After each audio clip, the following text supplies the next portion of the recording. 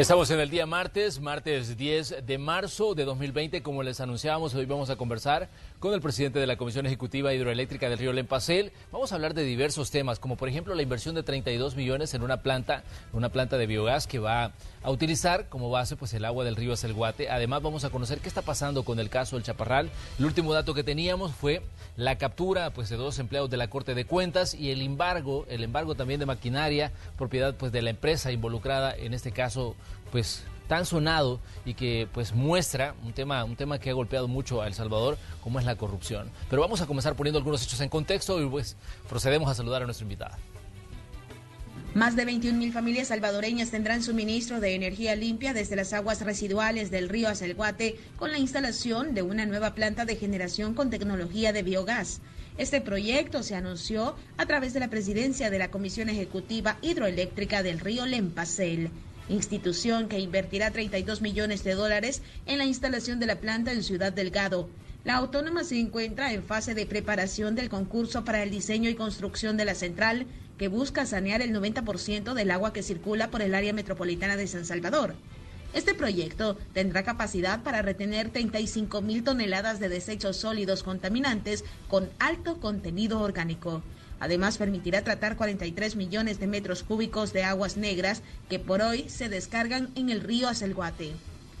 Es de mencionar que las autoridades de CEL destacaron recientemente que en 8 meses han logrado sobrepasar el récord en generación de energía diaria, produciendo 11.9 gigavatios hora, la cifra más alta registrada en la historia del país. Además, señalan que en la actualidad 90 de cada 100 salvadoreños consumieron energía a través de fuentes renovables. Sobre estos y otros temas conversaremos esta mañana con el presidente de CEL. Iniciamos la entrevista de Hechos AM. Así es, mañana de martes comenzamos el espacio de la entrevista y lo hacemos dándole la bienvenida a Daniel Álvarez. Él es el presidente de CEL. Bienvenido, un gusto conocerlo y un gusto recibirlo en este espacio. Muchísimas gracias, Manuel. Un placer estar aquí contigo y con el pueblo salvadoreño. Bueno, señor Álvarez, hay diferentes temas que queremos abordar con usted esta mañana. Esperemos que el tiempo nos dé para abordar todo, porque definitivamente todos son aspectos importantes de la vida nacional. Uno de los temas con los que me gustaría comenzar es, digamos, hablando de la caída de los precios del petróleo en el mercado internacional. Se habla pues de que cada día la situación del coronavirus está generando una emergencia. Esto, digamos, ¿cómo puede impactar la producción de energía a través de búnker en El Salvador? ¿O qué puede suceder con esto que está ocurriendo a nivel mundial? Bueno, en realidad para nosotros que el búnker baje y que el precio obviamente abarata el costo de la energía. De hecho, para nosotros es beneficioso. Claro, para los ingresos de CEL sí van a disminuir porque el precio del búnker margina el precio de la energía. Pero en realidad nosotros no estamos para generar dinero para la CEL, estamos para abaratar el costo de la energía para el pueblo salvadoreño. Y eso realmente va a tener un impacto positivo en los costos de la energía, en el plazo en el que el barril esté a $30, que eso es lo que ha anunciado la OPEC el día de ayer. Sí, definitivamente que este es un tema, veníamos escuchando esta mañana sobre diferentes aspectos de la vida, digamos, que afecta, en este caso del coronavirus. Decía que los precios pueden bajar a corto plazo y qué bueno que conocer esto, que por lo menos en medio de todas las noticias negativas hay una situación que en determinado momento se puede traducir en aspectos positivos para países que dependemos, en este caso, de la importación de petróleo, ¿no? Exactamente, entonces para nosotros es beneficioso como consumidores finales que el petróleo baje, porque eso quiere decir que el costo de la energía por producción en búnker va a ser más bajo, eso margina el precio y obviamente el precio de la energía va a ser más barato para el consumidor final. Muy bien, eso definitivamente es una noticia positiva con la que comenzamos. Otro aspecto importante, señor Álvarez, ¿cuál es la situación de las presas hidroeléctricas en El Salvador?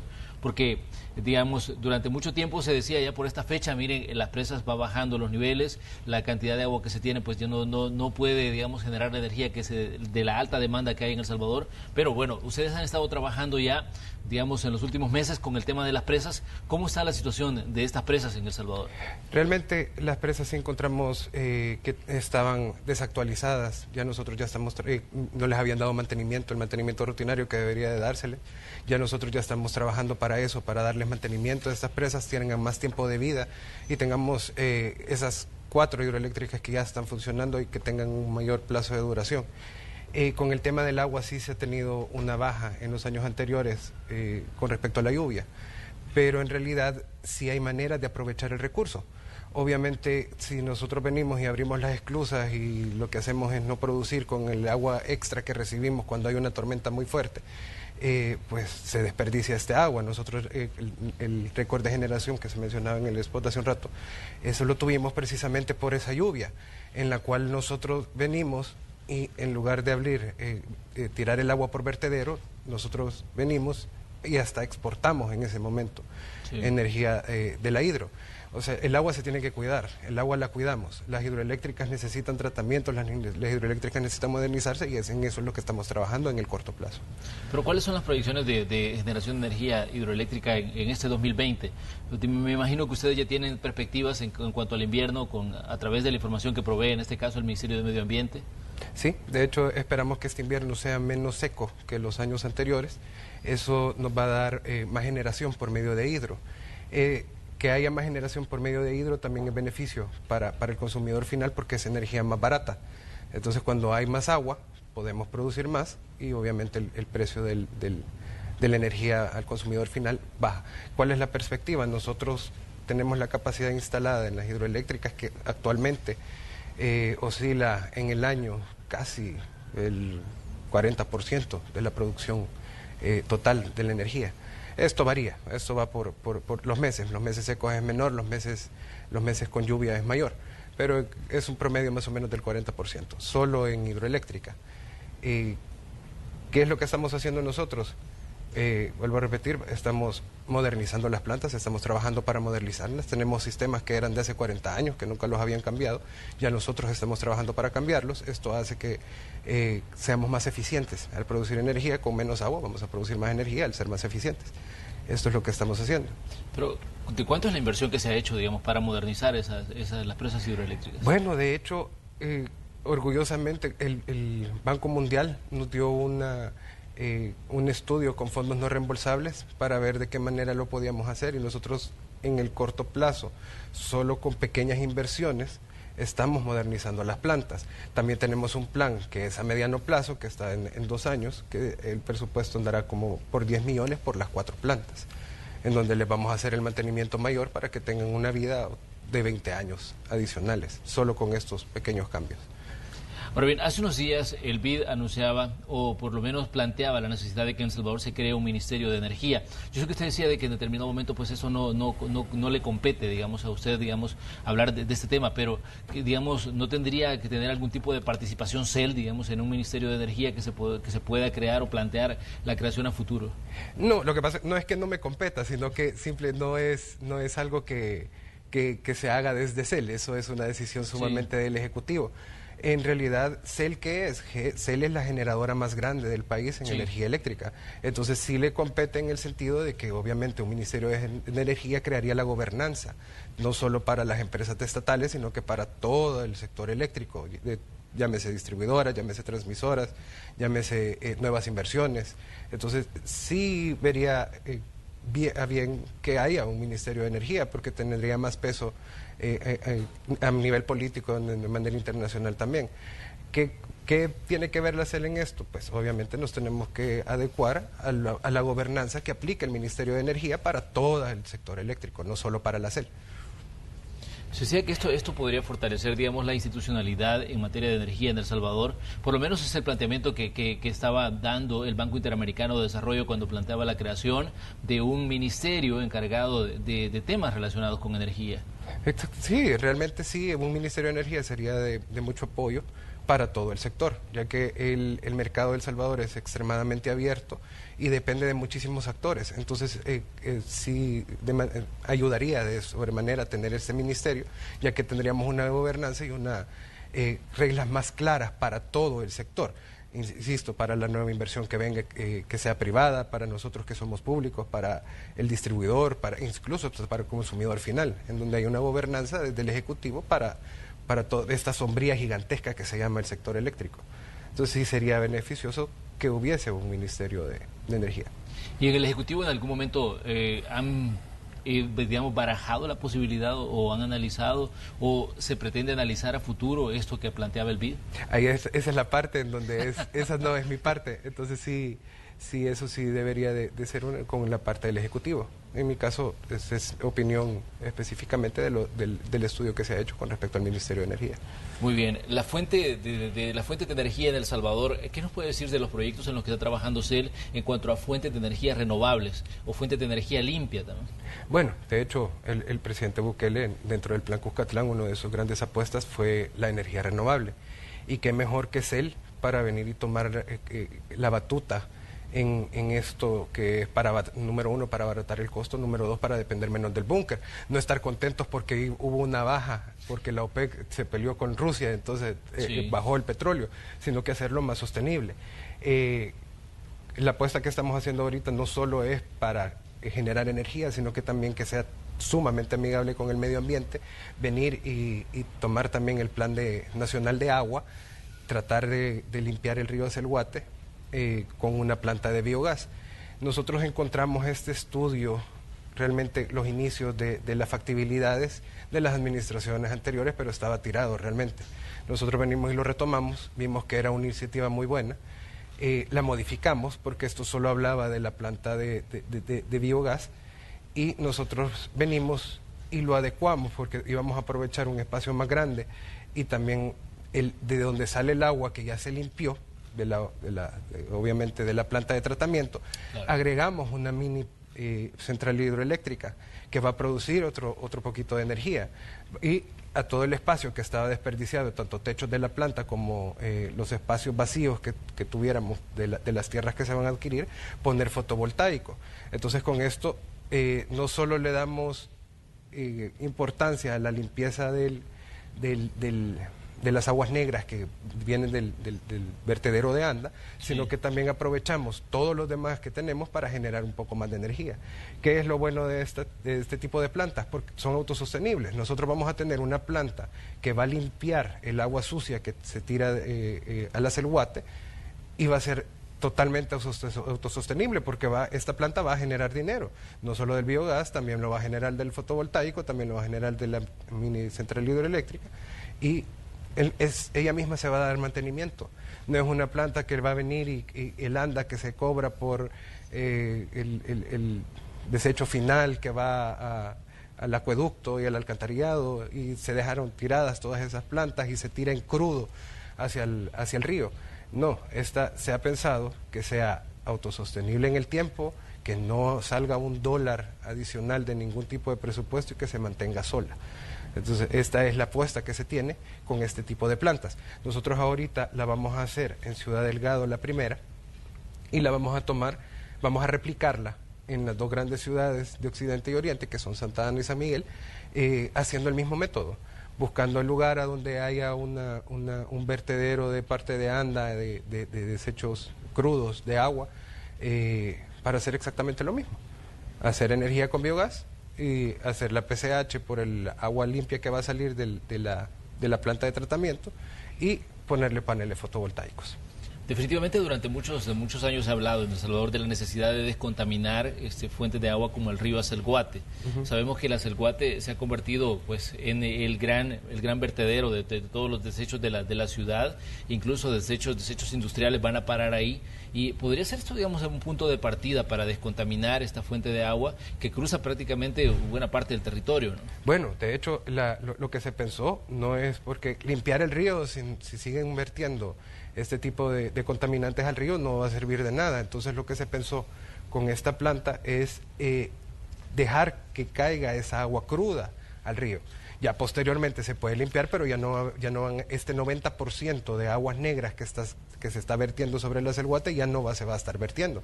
Ya va a estar esta planta de tratamiento que ya no va a ensuciar más el río.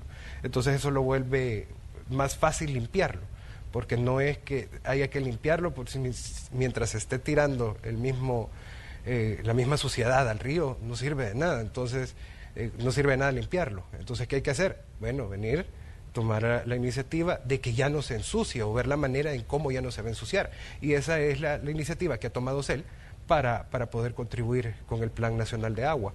Y posteriormente vamos a trabajar con medio ambiente para ver de qué manera se puede limpiar el río, que ya no se está contaminando con ese 90% de agua que viene del ANDA. Ahora bien, ¿qué nos dice usted de los otros proyectos que están en desarrollo de la energía eólica y los parques fotovoltaicos? Esto definitivamente es algo que a veces los ciudadanos, digamos, desconocemos que está ocurriendo y que definitivamente son como, digamos, el futuro hacia donde se está viendo, digamos, en todo el planeta en cuanto a generación de energía. De hecho, sí, estamos trabajando fuertemente con el proyecto fotovoltaico y el proyecto eólico. La CEL es enorme y es una empresa estatal que tiene muchísimas bondades.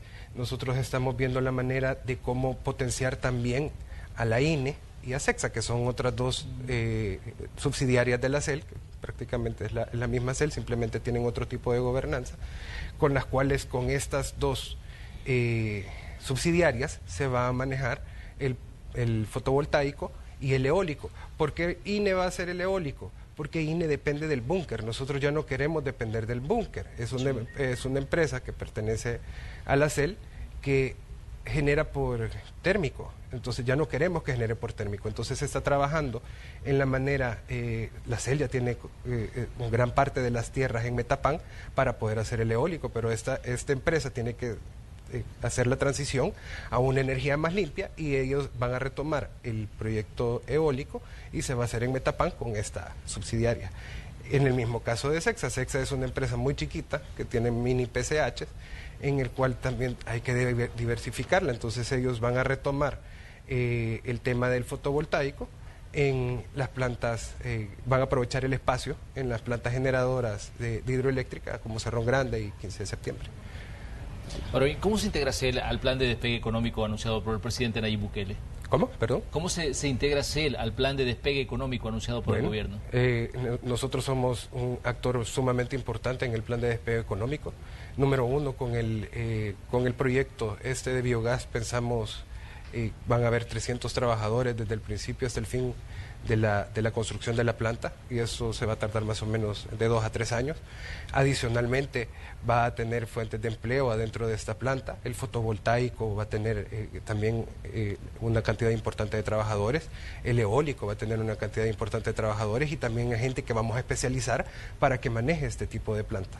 De hecho, ya estamos trabajando, hay muchísima gente en el sector que viene de muchísimos años, que tiene muchísimo conocimiento. Entonces estamos haciendo un proyecto en el cual ellos van a enseñar a nuevas generaciones para manejar este tipo de generación, que ya vienen de años en la CEL, de años en la GEO, de años en el sector eléctrico. Entonces ellos van a venir y vamos a formar a la nueva generación de todos aquellos empleados de la CEL o del sector eléctrico que tienen muchísima experiencia.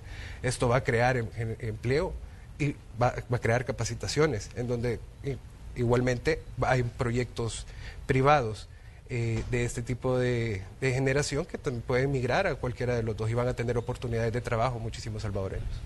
Hay aspectos importantes que me gustaría evaluar junto a usted y uno de estos es ¿qué tanto ha impactado el manejo político que en determinado momento se ha hecho de las autónomas? De hecho, yo creería que no es solo las autónomas, es toda, yo hablo de CEL específicamente, CEL y sus subsidiarias, en realidad el manejo que tuvieron en la administración anterior fue prácticamente, bueno, la CEL es una empresa sumamente bondadosa porque genera, pero en realidad por el manejo que habían tenido todas estas empresas, estaban casi que con números rojos, gracias a Dios, y repito, son empresas bondadosas y no se pudo llegar hasta el punto de quiebre. Simple y sencillamente, como dice el presidente, cuando el dinero alcanza cuando nadie roba, obviamente haciendo una buena gestión, una buena administración, pensando en que el recurso del Estado es del Estado y no del funcionario, esto ha cambiado y la CEL es un gran ejemplo de esto. Teníamos el proyecto fallido que ya lo había mencionado antes, que era el Chaparral, lo estamos ordenando, ya estamos a punto de terminar la evaluación con una empresa de sólido prestigio, con credenciales, es de hecho una de las mejores del mundo en el tema de hidroeléctricas, para ordenarlo. Entonces, simple y sencillamente, la CEL la trataban como que el dinero del ACER era del funcionario y no del pueblo como debe de ser, o no se invertían en proyectos de beneficio para la población. Hoy sí, ese es el mandato del presidente de la República y eso es lo que estamos haciendo, tratando las empresas de Estado como lo que son, empresas de Estado, para que sirvan al Estado, no al funcionario. Ahora bien, tal vez nos puede dar una explicación sobre la cancelación de un proyecto que tenía CEL o de un programa denominado Vida. ¿Qué fue lo que pasó con este programa? El proyecto Vida tenía un nombre bonito. Lastimosamente era un proyecto en el cual no tenía beneficio, ningún tipo de beneficio para la CEL como tal. Se decía que iba a reforestar las cuencas del río Lempa. Si usted, eso no me lo estoy inventando, vamos a ver las cuencas del río Lempa, que se reforestó durante el tiempo que duró Proyecto Vida. En realidad era un proyecto que funcionaba para vaciar militantes. Y el hecho está en que en el momento en que se anunció la cancelación del proyecto dentro de la CEL, bueno, los primeros que saltaron fueron los diputados del Frente. Entonces eso nos vino a corroborar que así era, y eran algo que la misma gente de CEL lo decía a voces. Ese proyecto se les paga en efectivo, son contratos agrícolas, nadie sabe dónde están las personas que están contratadas. Entonces por eso se cortó de tajo el proyecto Vida.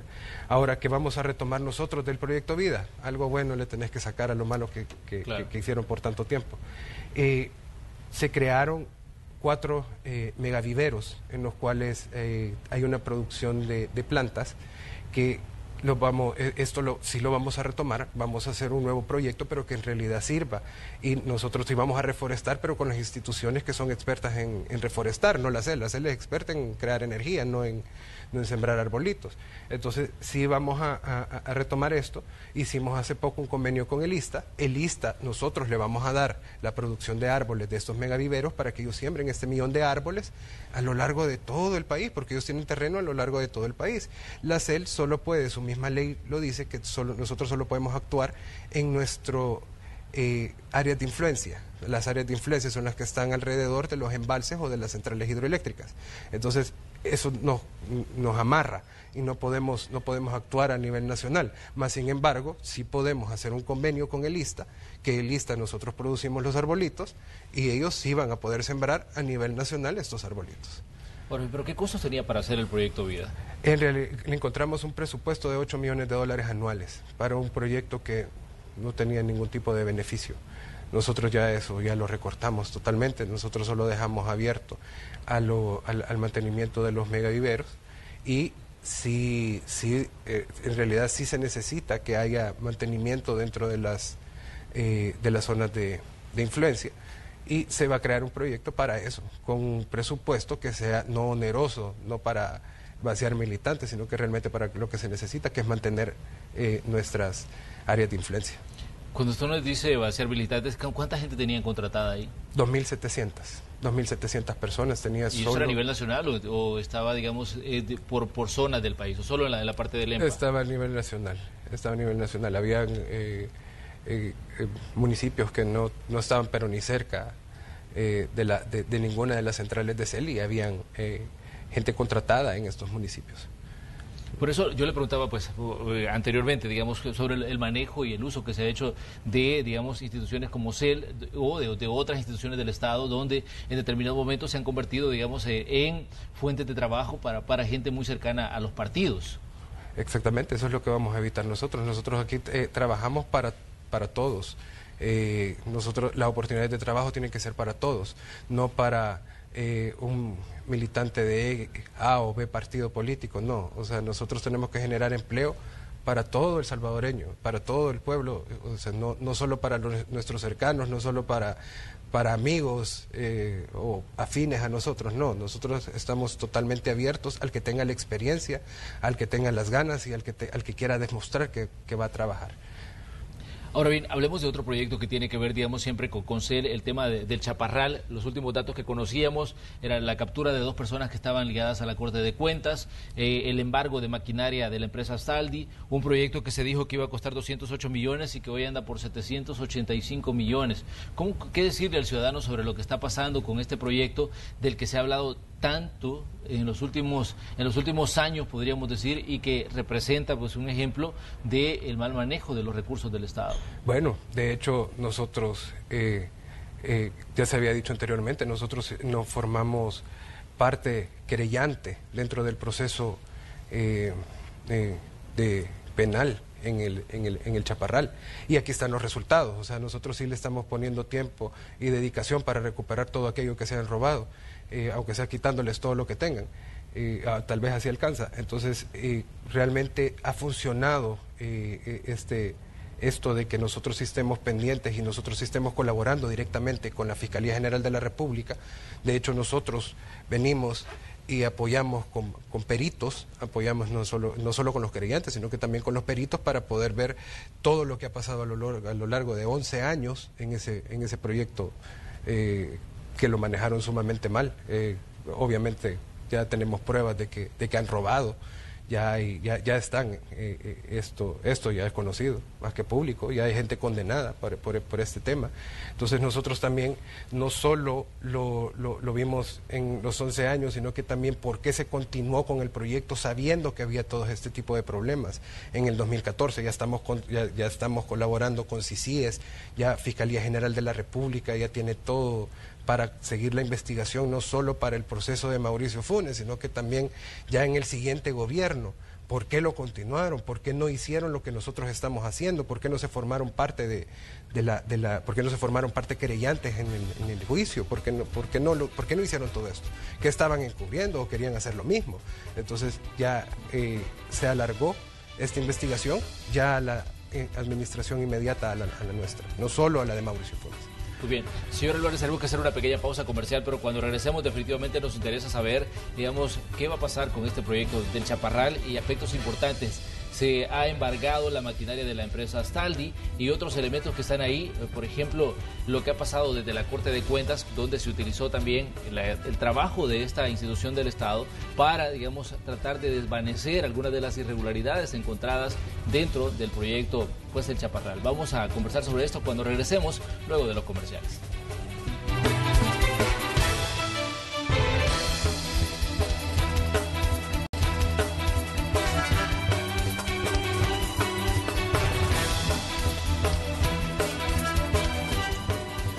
Mañana de martes, esta mañana en el espacio de la entrevista conversamos con Daniel Álvarez, presidente de CEL. Estamos abordando diversos temas, entre estos lo que está ocurriendo con el tema del Chaparral. Decíamos que se ha embargado maquinaria que era propiedad de la empresa Astaldi y que ahora ha pasado a CEL.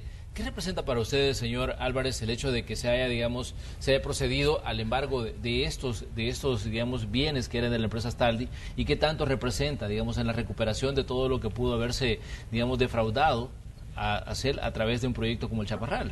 Bueno, de hecho, fueron, según los análisis y los estudios que tenemos, lo que había de obra en ese momento de Astaldi, que era solo el famoso hoyo que estaba en medio de las montañas, ahí en San Luis de la Reina y en Carolina. Eso costaba nada más $29 millones. Todo el restante fue pagado de más. Por todo lo que ya conocemos, por estas auditorías de Corte de Cuentas en las cuales no había una sola observación a lo que todos sabíamos y a simple vista para cualquiera había actos de corrupción. O por lo menos era mala administración en ese momento. Ya sabemos que no solo fue eso, sino que también vinieron y sustrajeron fondos del Estado. ¿Qué significa para nosotros? Número uno, que nuestra querella y lo que estamos haciendo está funcionando y estamos recuperando cada centavo en el que podamos recuperar de todo esto que se pagó de más. ¿Qué recuperamos en Astaldi? Recuperamos un campamento que estaba abandonado. La CEL tiene, para los trabajadores que están allá, alquila casas teniendo ese campamento que lo tenía Astaldi, que estaba ahí tirado y que nunca se lo dio a la CEL. Ya es nuestro, ya está en el proceso de que pase a ser parte de los bienes de CEL, en donde lo vamos a adecuar y ya no vamos a gastar en estos alquileres de la gente que está trabajando allá en el proyecto.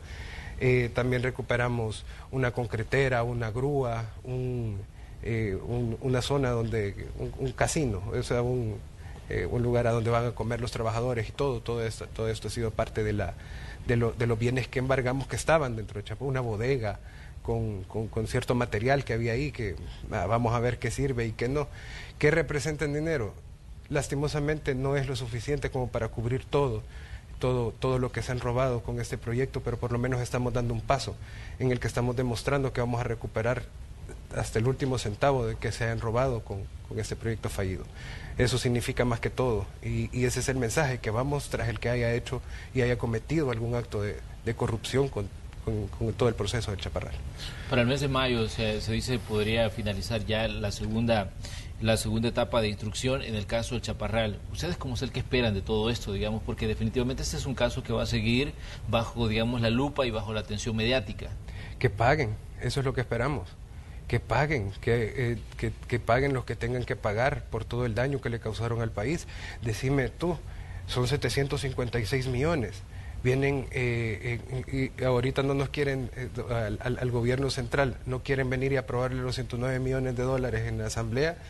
¿Cuántos planes de control territorial se hubieran hecho con los 756 millones de dólares que hay en el Chaparral votados prácticamente?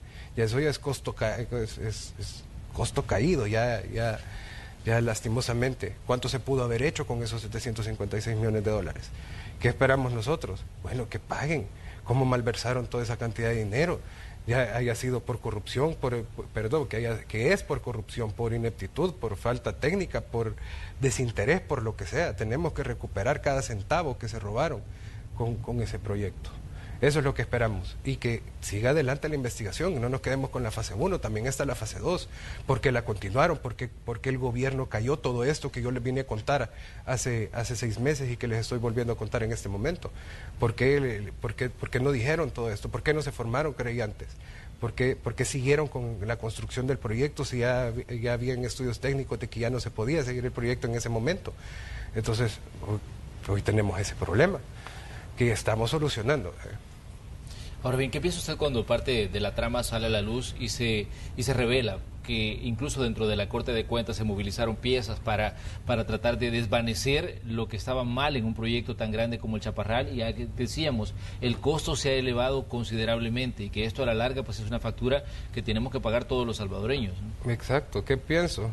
Que era una red completa, que para eso sí se ponían de acuerdo todas las instituciones, que para venir y defalcar al Estado con esa cantidad de dinero, todas las instituciones sí estaban alineadas en ese momento para que no hubieran culpables por haber defraudado al Estado 700 millones de dólares.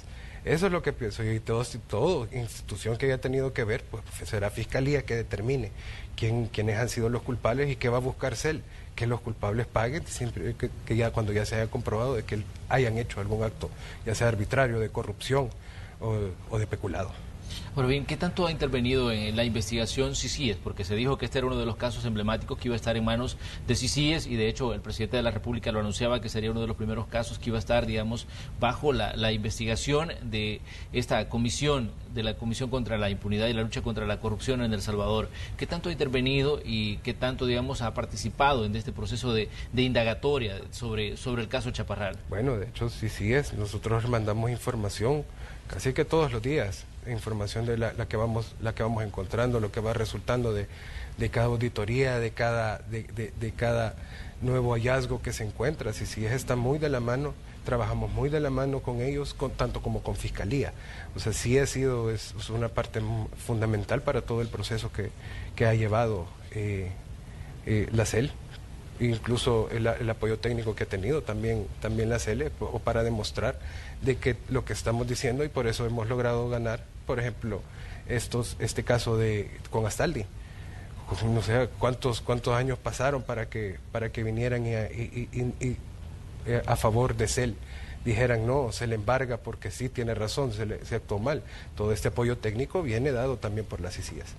O sea, es un trabajo en equipo, tanto Fiscalía General de la República como CICIES, como incluso la parte legal de CEL, que son los querellantes, trabajando en equipo para recuperar este dinero.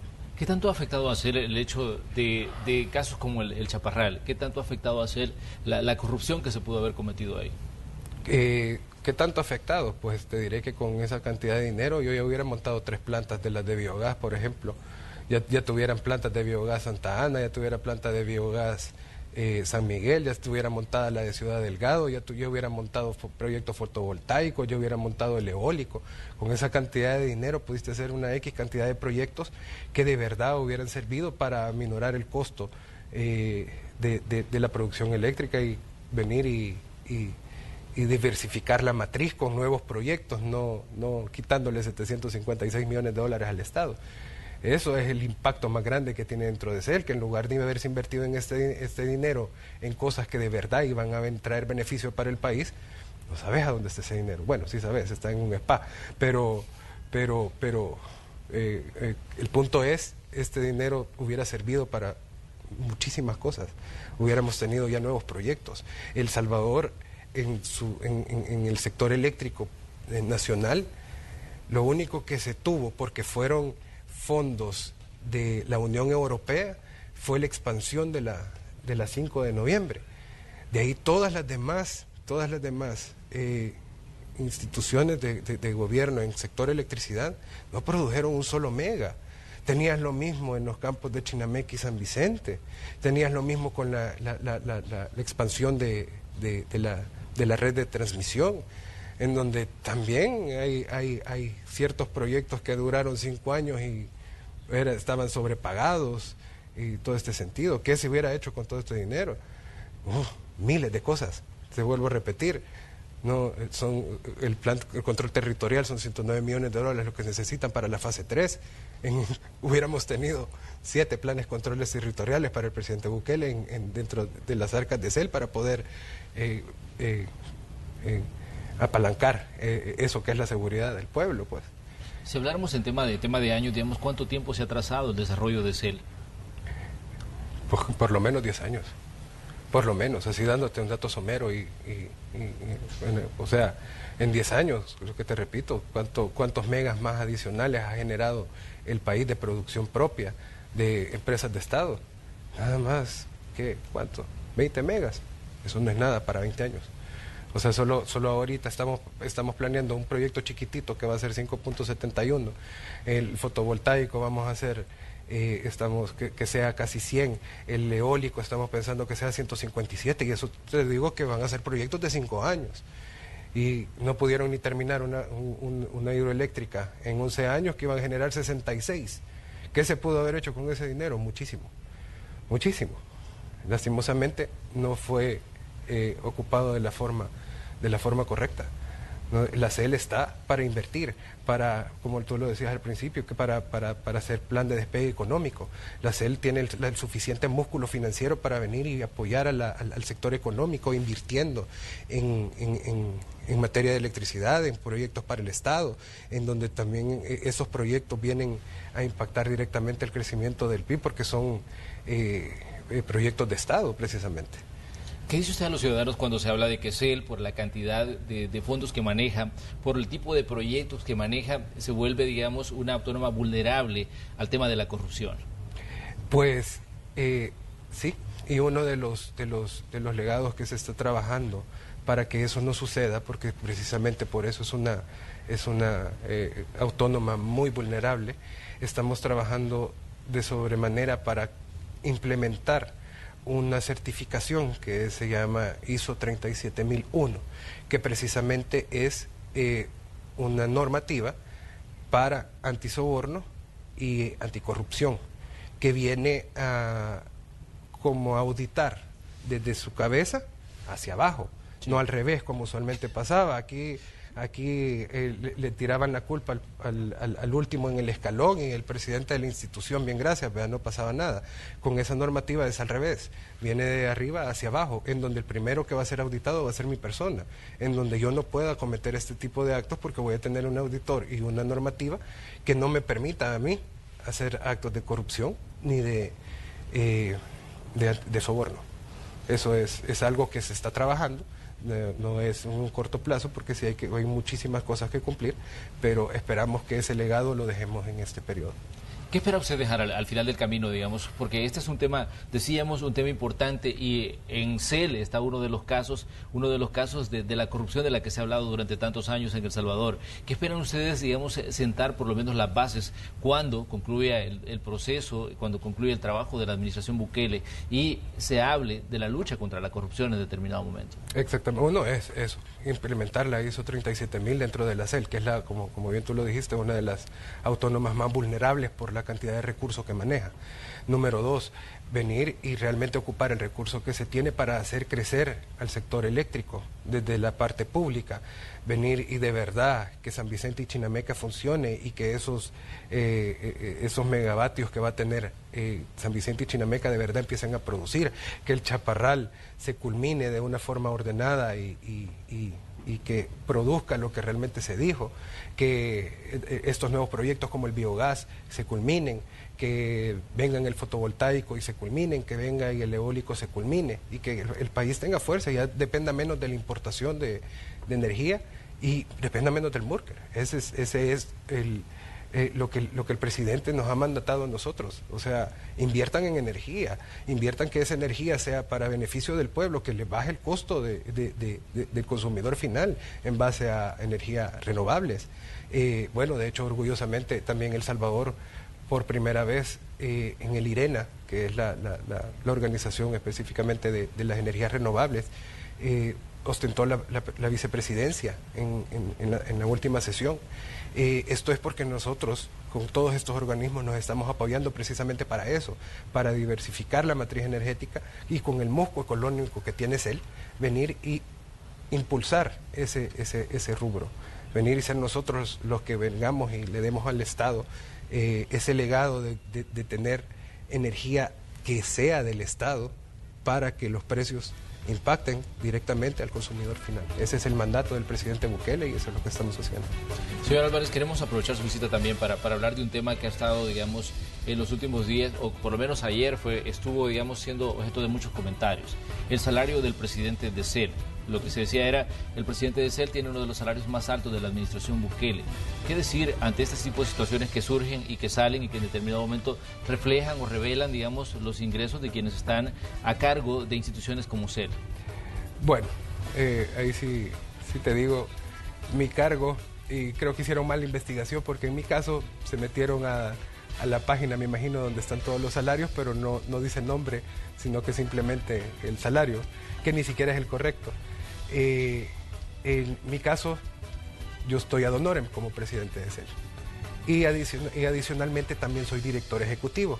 ¿Qué significa esto? Que yo trabajo para la CEL toda mi jornada laboral. Yo soy directamente el que está en la administración de la institución, más tengo el cargo ad honorem simple y sencillamente porque había que estar en una junta directiva, pero en realidad mi función es más que todo como director ejecutivo, estar al frente de la administración de la institución. Ahí pueden ver en el acceso a la información cuánto es el salario del director ejecutivo y también pueden ver en el diario oficial o pueden buscar que mi nombramiento como presidente es ad honorem. Hasta ahora no ha habido modificaciones, digamos, en las planillas de CEL. Lo que encontraron es lo que está. Sí hubieron modificaciones, una es esa. El presidente de CEL ya no tiene salario como presidente. Por eso digo, ni siquiera es el correcto. Ya no existe esa figura en este momento. Muy bien. Bueno, importante porque definitivamente que esto, decíamos, ha sido objeto de muchos comentarios a través de las redes sociales y que bueno que usted puede hacer la aclaración de cómo se está manejando este tema, incluso de las planillas en instituciones del Estado y en entidades como CEL. Correcto. Ahí cualquier cosa pueden acercarse al acceso a la información, no en el portal, sino que pueden llegar al acceso a la información y ahí les van a dar lo que necesiten. ¿Cuánto gana un director ejecutivo? ¿Cuándo? ¿Cuánto gana un director ejecutivo? Ahí en el acceso a la información, que lo pidan. Bueno, queremos agradecerle, señor Álvarez, que nos haya visitado esta mañana aquí en Hechos AM. Definitivamente que hay muchos temas que conversar y estos que tienen relación con CEL pues son temas importantes porque afectan la actividad productiva, afectan las actividades de todos los ciudadanos y qué bueno que podemos tener pues información de primera mano a través de usted, que es el presidente en este caso de CEL. Sí, muy buena hora. Cualquier cosa, pues lo pueden invitar y con gusto platicamos otra vez. Gracias por estar aquí. Le deseamos pues éxito en sus labores. Vamos a ir a una pausa. Cuando regresemos vamos a continuar con Noticiero Hecho. Vamos a tener información que tiene que ver con el tráfico. Ya decíamos que habían problemas de circulación en algunos puntos. Vamos a continuar pues indagando sobre esto. Además, los datos que se están manejando sobre un tema que mantiene el mundo en alerta, el coronavirus, se los vamos a presentar aquí en Hechos AM. Regresamos enseguida.